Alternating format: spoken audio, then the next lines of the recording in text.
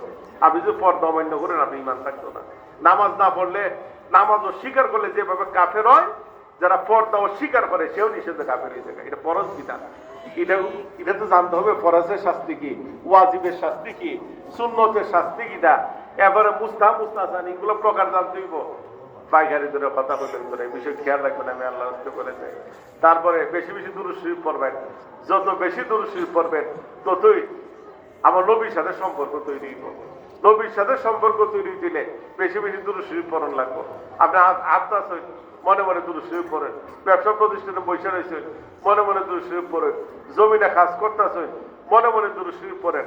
আপনার সমস্ত সময়টা যদি দুরূদের মাধ্যমে অতিবাহিত করেন, দুরূদের উসিলায় আল্লাহর রহমত আসবে, বরকত আসবে, নবীজির দিদার নসিব হবে। মিলাদকে আমি বেশি বেশি করে পড়বেন। ফান্তাগার আমরা পড়ি যারা আছি, আমরা তো এশার নামাজের পর 500 বার দুরূদ শরীফ পড়ি। দুরূদ শরীফ পড়লেই আমার নবীরে দাঁড়ায় দাঁড়ায় সালাম দিবেন। প্রত্যেকটা ঘরের মধ্যে আপনি প্রতিদিন মিলাদ কায়েম করেন, দেখবেন এই ঘরের মধ্যে অভাব থাকবে না, অনটন থাকবে না, অশান্তি থাকবে না, রোগ সুখ থাকবে না, আল্লাহর রহমত বরকত আসবে, বিপদ আপদ দূর হবে। সুবহানাল্লাহ। তবে মিলাদের কিয়াম রে নিয়ে বাড়াবাড়ি করা যেত না। মিলাদের কিয়াম ফরজ ওয়াজিব না, মুস্তাহাব মুস্তাহসান। যারা মিলাদের কিয়াম করে না আমরা তাদেরকে কাফের বলি না।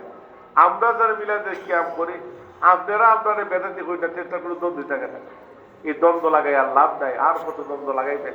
এই দ্বন্দ্ব লাগাইতে লাগাইতে আজকে মুসলিম জাতিটা টুকরা টুকরা হয়ে গেছে।